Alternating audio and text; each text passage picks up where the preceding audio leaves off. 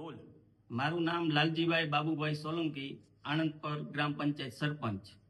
હવે કાલની મેટરમાં ન્યૂઝમાં મારી ઉપર આક્ષેપ એવા થાય કે લાલજીભાઈ સરપંચ ઉઠીને જે બૈરાને ન્યાય આપવાને બદલે અન્યાય કરાવે છે. હવે એ આખી મેટરમાં વસ્તુ એવી હતી કે એને કોર્ટમાં દાવો કરેલો તો કે મને 100 ચોરસ વાર પ્લોટ મળેલ છે. પણ હકીકતમાં કોર્ટમાં એવો ચુકાદો આવ્યો કે ભાઈ રૂડામાં આવતા ગામમાં ખાલી 50 વાર પ્લોટ જ આપે છે.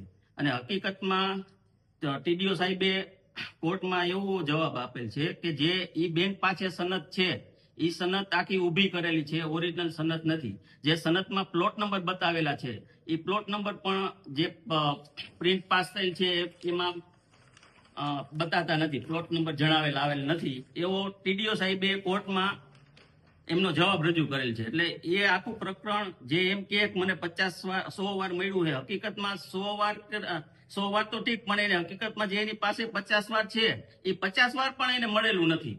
એ પણ આખી સનદ ડુપ્લિકેટ છે અને ખોટી ઊભી કરેલી છે. આ એમની સનદ છે.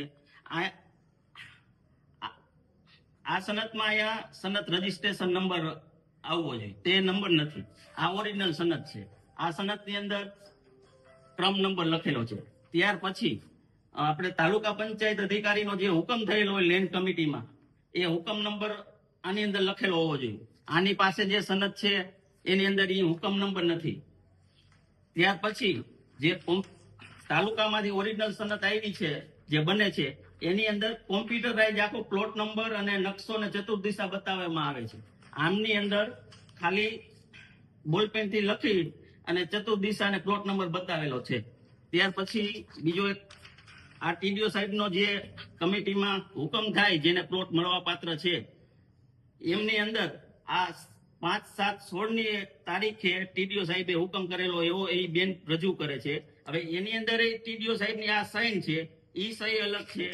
ત્યાર પછી એને જે સનદ આપી એની અંદર ટીડીઓ સાહેબની સહી અલગ છે. એટલે કોર્ટે એવું કીધું કે ભાઈ આ તમારી પાસે જે સનદ છે તે સનદ તમને 50 વાર પણ મળેલ નથી, તમે અત્યારે સરકારી ખરાબાની અંદર બેઠેલા છો, એવો કોર્ટમાં ચુકાદો આવેલો છે. હવે ઈ બેનને એ હુકમ જે થયો એ સારું ન લાગ્યું એટલે મારી ઉપર આક્ષેપ એવો કરે છે કે ભાઈ તમે અમને ન્યાય નથી અપાવતા. પણ ન્યાય મારે આમાં કેવી રીતે સાહેબ અપાવો? જે એને હકીકતમાં પ્લોટ મળેલો જ નથી, કે ઈ જે બેઠા છે એ સરકારી ખરાબામાં બેઠા છે. એટલે બીજા કોઈને ભાઈ આમાં છાંટા ન ઉડે, સરકારી થોડું ઘણું કે આડા અવરું દબાણ હોય એને હિસાબે બીજા માણસો, ગરીબ માણસો ન મળે એટલા માટે મેં એને સમાધાન માટે ફોન કરેલો હતો. કે મેં એને નથી ધાક ધમકી આપી કે નથી તુકારો દીધો.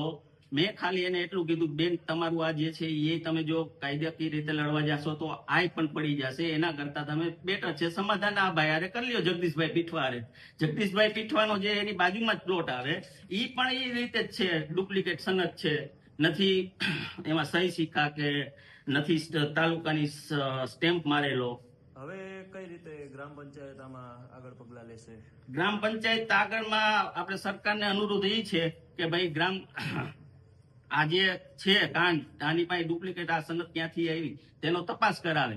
અને ઈ બેન એવો આક્ષેપ કરે છે કે ભાજપના કાર્યકર્તા, કે ભાજપ તો કઈ એને એવું પ્રેરિત નથી કરતી કે ભાઈ તમે આ કરો, કે આ તો ખાલી ભાજપનું કામ કરતા હોય એટલે હું ભાજપ એને એમ કહે કે તમે આ કૌભાંડ કરો.